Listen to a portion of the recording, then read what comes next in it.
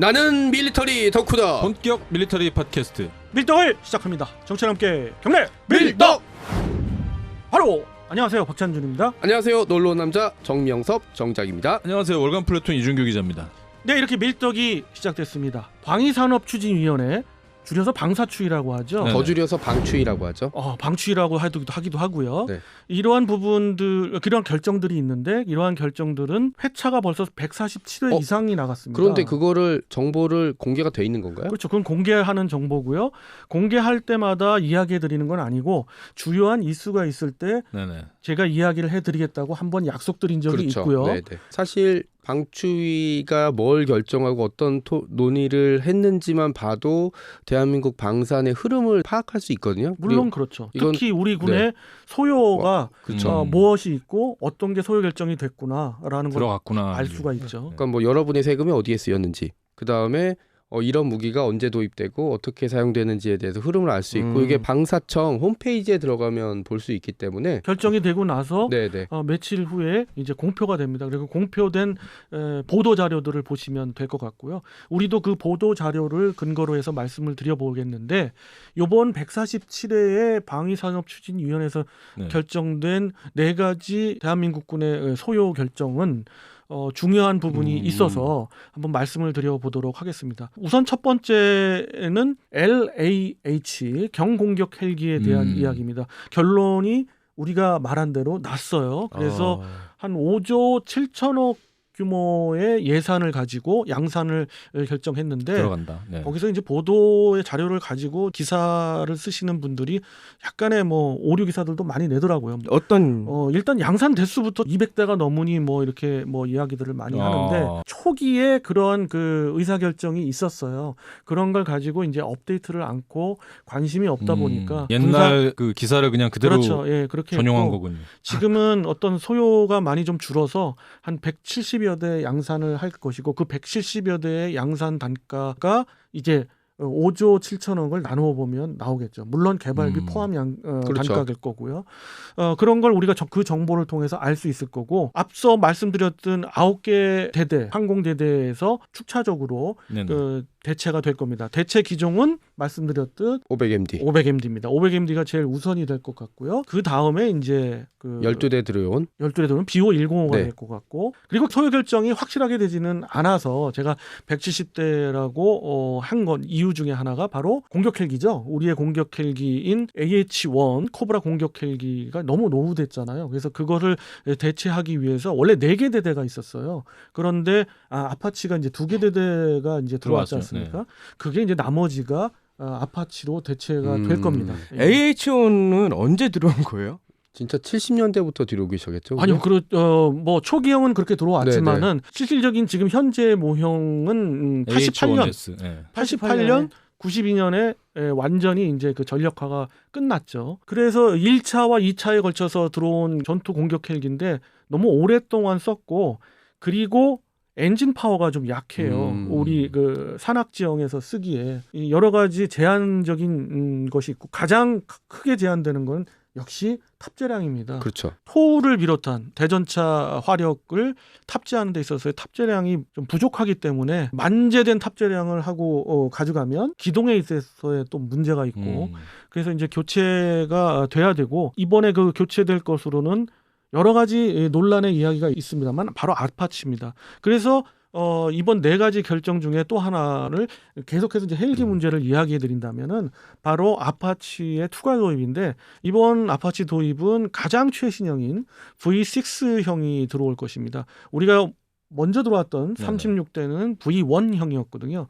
근데 그 후속으로 아파치가 들어오는데 사실 이거를 가지고 많은 분들이 이야기를 많이 합니다. 왜 아파치냐? 아파치는 이제 생산 종료됐다, 끝났다 그러는데 좀 더 내용을 들여다보고 한국군의 입장을 생각해보고 그리고 소요를 가장 많이 이제 운영하고 있는 미군을 생각해봐도 너무 앞서가는 이야기세요. 그리고 우린 당장 2개 대대분이 부족한 상황이거든요. 그것을 노후된 코브라가 맡고 있는데 대체를 시켜줘야죠. 그렇다고 기반 기술을 갖고 있는 차기 공격 헬기를 우리가 개발할 수 있는 데까지 기다리려면 한 세대는 너무 기다려야죠. 오래 기다리죠. 그건. 20년은 기다려야 네네. 되거든요. 그럼 그동안에 보강 없이 있으면 육군 항공은 어떻게 됩니까? 그렇죠. 예. 미국도 이제 뭐 차세대 헬기 개발하네 마네 하면서 이제 막 테스트기 띄우고 있는데 그리고 중요한 것은 3조 9천억 정도의 예산인데 이것을 우리가 왜 쓰느냐? 또 하나의 커다란 키는 바로 차기의 공격 헬기를 만들기 위한 기반 기술을 서로 이번 도입을 통해서 협상을 하기 위해서 도입을 하기 위해서 하는 것도 분명히 있고요. 여러 가지 V6에 들어가는 관련 기술들을 우리가 도입하기 위해서라도 이번 도입은 필수 불가결한 것 같습니다. 저는 그렇게 보는데 논란은 분명히 있습니다. 그렇죠. 네. 그리고 이제 또 중요한 것 중에 하나가 130mm 유도 로켓입니다. 130mm 유도 로켓 하면 기존에 벌써 개발해서 배치했지 않습니까? 그러게요. 우리 참수리 2라고 불려지는 네. 차기 고속정에 장착이 되잖아요. 장착이 됐고 지금 계속해서 건조가 되고 있는데 거기에 있는 130mm 유도 로켓이 아니라 130mm 유도 로켓 2거든요. 이게 기존에 있는 건데 또 개발해서 배치한 이유가 있나요? 이제 지상형을 개발하기 위해서 130mm 유도 로켓 2를 개발하게 된 거예요. 그러니까 앞에 첫 번째 버전은 해상형, 그렇습니다. 그리고 두 번째는 지상형. 그렇습니다. 지상형의 130mm 유도 로켓은 어디에 쓰이냐면 가장 시급한 게 이제 해병대부터 먼저 들어갈 것 같습니다. 해병대가 특히 유교단에서 도서지요. 마주보고 있는 데가 어디입니까? 북한 해양 심심하면 네. 건드리는. 북한이 코앞에 있죠, 그냥. 그렇습니다. 그들의 진지를 바로 타격하기 위해서. 그러면 지금 있는 무기 체계, 스파이크 미사일, 이스라엘제 스파이크 미사일을 대체하기 위해서 130mm 유도 로켓 2가 개발되고 있고 실제로 전력화하기 위한 예산이 결정된 것이 이번 방사추입니다. 물론 그렇다고 해서 예산이 확정된 건 아니죠.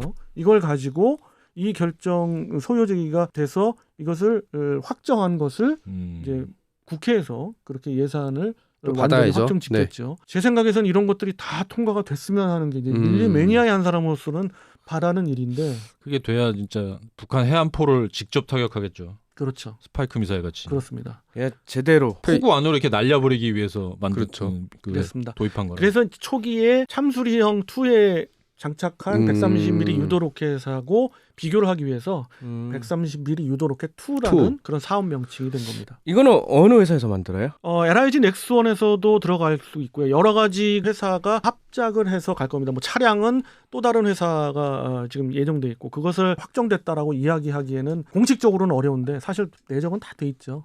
그리고 로켓 유도 무기 체계에서 그동안에 상당한 성과를 본 것은 뭐 한화 시스템이나 그런 데도 상당한 부분이 있지만 그래도 우리나라에서는 아직까지는 LIG 넥스원이 선두를 달리고 있지 않습니까? 그래서 LIG 넥스원에서 중심이 돼서 개발을 시작할 것 같습니다. 네 번째 결정된 것은 어떻게 보면 이 네 가지가 다 중요하지만 특히나 더 관심 가는 분야이기도 합니다. 그래서 제일 마지막에 얘기해 주신 건가요? 뭐 어떻게 하다 보니까 그렇게 됐어요. 아주 그냥 전곡을 찌르시는데 주인공은 마지막이고. 네, 그렇죠. 우리 미국에서 개발했던 엑스칼리버라는 155mm 유도 포탄. 그렇습니다. 만들었더니 한 발에 3억이라 의아했던 미국. 아니 근데 어떻게 포탄이 유도가 되나? 왜 이렇게 말이 앞뒤가 안 맞는 역전압 뭐 이런 느낌이잖아요. 그리고 포탄 한 발에 3억이라니. 3억을 원래는 태울 수 있나? 그거보다 싸게 하려고 했는데 메이커가 만들어 오더니 다 됐습니다. 3억이요. 야, 이거 너무 의학했던 미국군도 힘들다. 이게 왜 포탄이 개발되냐면 미국의 경우는 굉장히 공군력이 강하지 않습니까? 세계 뭐 부동의 1위고 뭐 2위가 해군 항공 전력이잖아요. 그럴 정도로 미국이 공중을 꽉 잡고 있기 때문에 지상에서의 어떤 화력 지원 이런 부분에 있어서 공군이나 해군에 요청을 하면 되기 때문에 크게 중요하지 않았죠. 그렇죠. 지상의 화력은 그렇게 중요하지가 않았어요. 그렇기 때문에 자주포의 개발도 뭐 크루세이더가 좀 개발하려고 했다가 위기에 봉착하니까 그냥 접어. 너무 접어. 미국 특징이죠. 이게 너무 비싸면 또 이렇게 잘라버리는 게 있어가지고. 덕분에 뭐 K9 잘 팔렸으니까 우리 럼스펠드한테는 고맙게 생각하고 있습니다. 그런 점도 있습니다. 어쩜. 미국이 특징이 아니라 뭐 어느 나라나 비싸면 그냥 접는 거죠. 사업을 접는데 특히나 제가 말하는 건 중요성이 그렇죠. 다른 그 사업 분야에 비해서 상당히 그랬다. 그런 거예요. 그래가지고 포기하고 하다 보니까 이제 넘사벽이 된 겁니다. 바로 우리나라의 K9 썬더와 독일의 자주포들 보면은 최신형 자주포에 비해서 팔라딘은 어떻습니까? 지금 계속해서 사정거리도 애매하고 좀 그렇습니다. 네, 팔라딘을 비싸고, 갖고 네. 개량을 하고 업그레이드를 하지만 한계가 명확하거든요.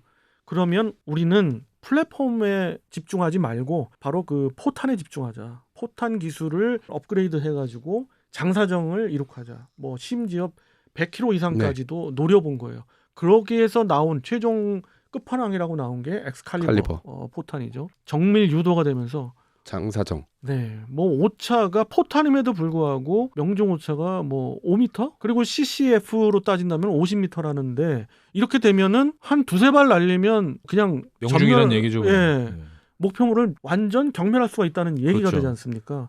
그래서 미군이 굉장히 이 분야에 투자를 많이 했어요.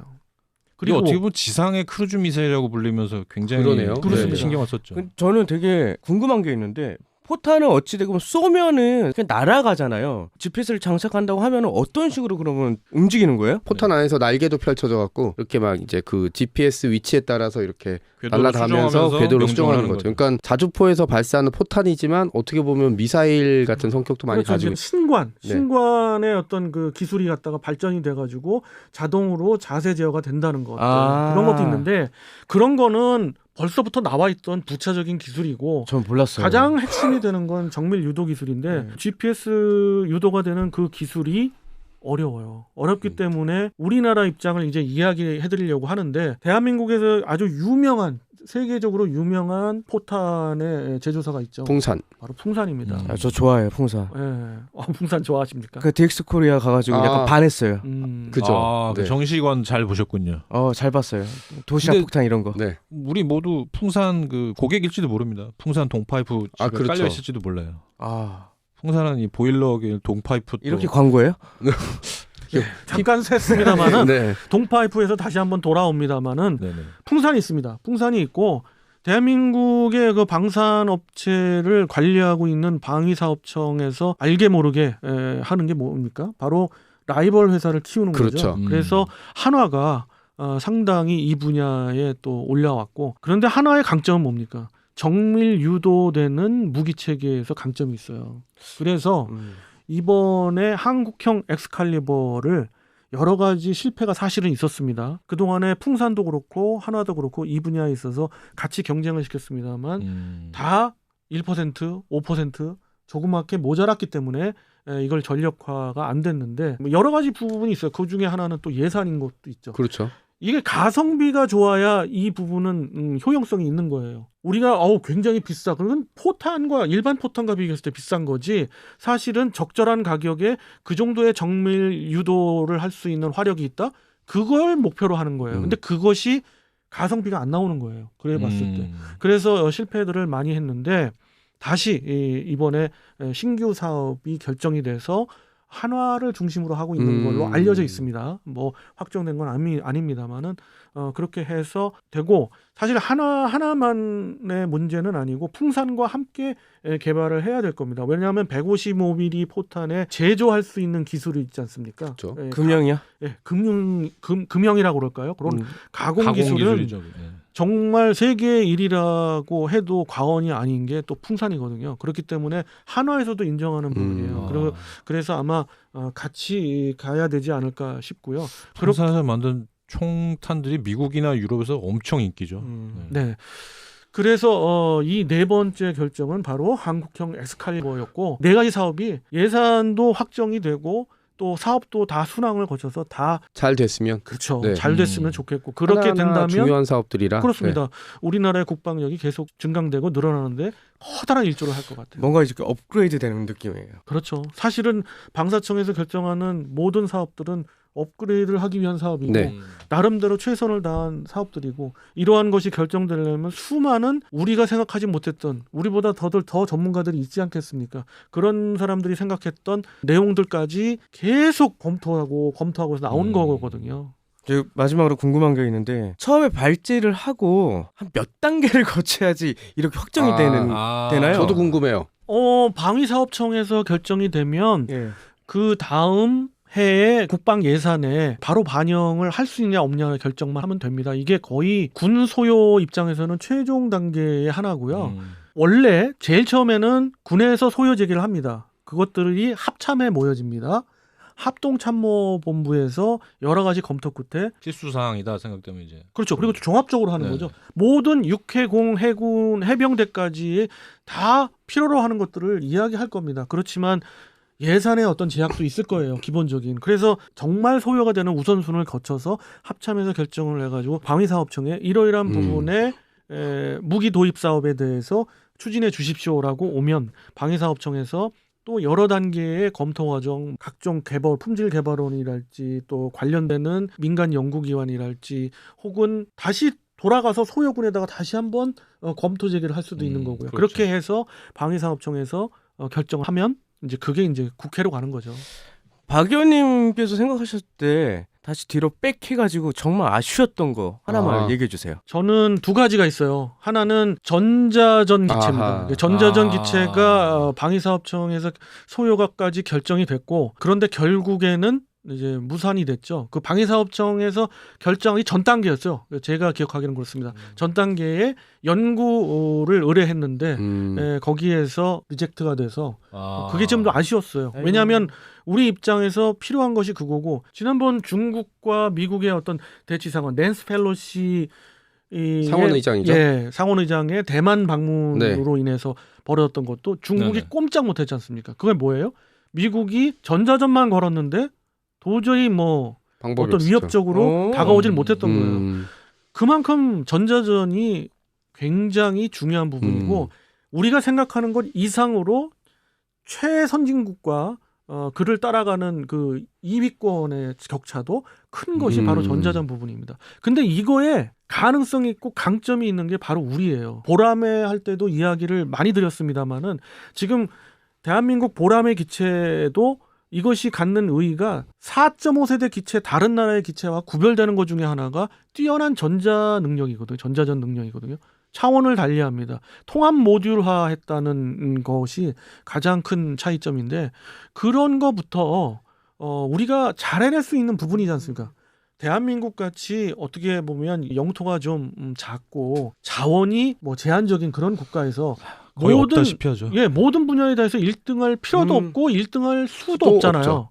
그러면 잘할 수 있는 특화된 분야를 우리가 가야 되고 찾아서 가야 돼. 방위 산업도 마찬가지예요. 우리가 지금 잘 나간다고 하고 모든 걸 다 해야 되겠지만은 그러서는 안 돼요. 선택과 집중이 필요하다. 그런 의미에서 이번 147차 방위 사업 추진위에서 결정한 4가지를 청취자 여러분하고 한번 공유해 보고 싶었고 네네. 꼭 이야기해 보고 싶었고 중요한 거 이거 우리 김 PD님이 발제했다는 사실 네. 중요한 네. 거 네. 얘기해 주셔서 저희가 한번 에피소드의 하나로 다뤄봤습니다.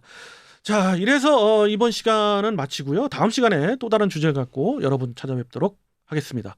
청취자 여러분께 경례 밀떡!